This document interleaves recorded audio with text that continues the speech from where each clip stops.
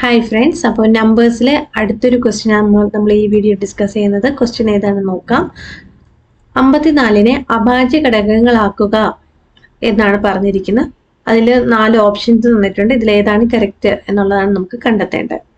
അപ്പോൾ അഭാജ്യ ഘടകങ്ങൾ എന്ന് പറഞ്ഞാൽ പ്രൈം ഫാക്ടേഴ്സ് ആക്കാനാണ്. എന്ന് വെച്ചാൽ ഫാക്ടറൈസേഷൻ ചെയ്തിട്ട് പ്രൈം ഫാക്ടേഴ്സ് ആയിട്ട് ഇതിനെ എങ്ങനെ നമുക്ക് ഇതിൽ റിപ്രസെന്റ് ചെയ്യാം എന്നുള്ളതാണ് ചോദിച്ചിരിക്കുന്നത്. ഓക്കെ, അപ്പോൾ നമുക്ക് 54നെ നമുക്ക് എന്ത് ചെയ്യാം, ഫസ്റ്റ് ഫാക്ടറൈസ് ചെയ്യാം.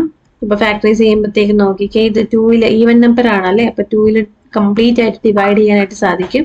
അപ്പൊ 2ൽ എത്ര ടൈംസ് ആണെന്ന് നോക്കിക്കഴിഞ്ഞാൽ 27 എന്ന് കിട്ടും. കാരണം 27 × 2 ആണ് 54. ഇനി 27 എന്ന് പറയുന്നത് ഈവൻ നമ്പർ അല്ല. അപ്പോൾ ഇത് 3ൽ ഡിവിസിബിൾ ആണോ എന്ന് വെച്ചാൽ 2 കഴിഞ്ഞാൽ അടുത്ത പ്രൈം നമ്പർ എന്ന് പറയുന്നത് ഏതാണ്, 3 ആണ് അല്ലെ. 3ൽ ഡിവിസിബിൾ ആണോ എന്ന് ചെക്ക് ചെയ്യുക. 3ൽ ഡിവിസിബിൾ ആണോ നോക്കാനായിട്ട് ഡിജിറ്റുകൾ ആഡ് ചെയ്താൽ മതി. ഇപ്പൊ 2ഉം 7ഉം കൂടെ ആഡ് ചെയ്യുമ്പോൾ നിങ്ങൾക്ക് എത്ര കിട്ടും, 9 എന്ന് കിട്ടും. 9 3ൽ ഡിവിസിബിൾ അല്ലേ. അങ്ങനെയാണെങ്കിൽ 27ഉം ഏതിൽ ഡിവിസിബിൾ ആണ്, 3ൽ ഡിവിസിബിൾ ആണ്. എത്ര ടൈംസ് ആണ്, 9 ടൈംസ്. 9 × 3 ആണ് 27. ഇനി 9 ആണ് വന്നിരിക്കുന്നത്. 9 അഗൈൻ 3ൽ ഡിവിസിബിൾ ആണ്. എത്ര ടൈംസ് ആണെന്ന് ആലോചിച്ചാൽ 3 ആണെന്ന് കിട്ടും.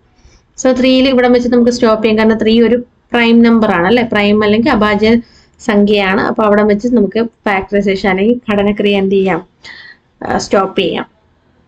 അപ്പോൾ അങ്ങനെയാണെങ്കിൽ നമുക്ക് ഇതിനെ എങ്ങനെ റിപ്രസെന്റ് ചെയ്യാൻ നോക്കിക്കേ. 54 = 2 × 3 × 3 × 3. 2 കൊണ്ട് എത്ര 3 ആണ്, 3 3 ആണ് ഉള്ളത്. സോ ഇതിന് നമുക്ക് എങ്ങനെ എഴുതാം, 2 × എത്ര 3 ആണ്, 3 × 3 × 3 എന്ന് പറഞ്ഞാൽ 3⁻3 ആണ്. അപ്പൊ ഇതിൽ ഏത് ഓപ്ഷനാ കറക്റ്റ് ആയിട്ട് വരിക, ഓപ്ഷൻ സി, 2 × 3³ ആയിട്ടാണ് നമുക്ക് 54ന്റെ പ്രൈം ഫാക്ടേഴ്സ് എന്ന് പറഞ്ഞാൽ അല്ലെങ്കിൽ അഭാജ്യ ഘടകങ്ങൾ എന്ന് പറയുന്നത്. ക്ലിയർ അല്ലേ? Okay, thank you.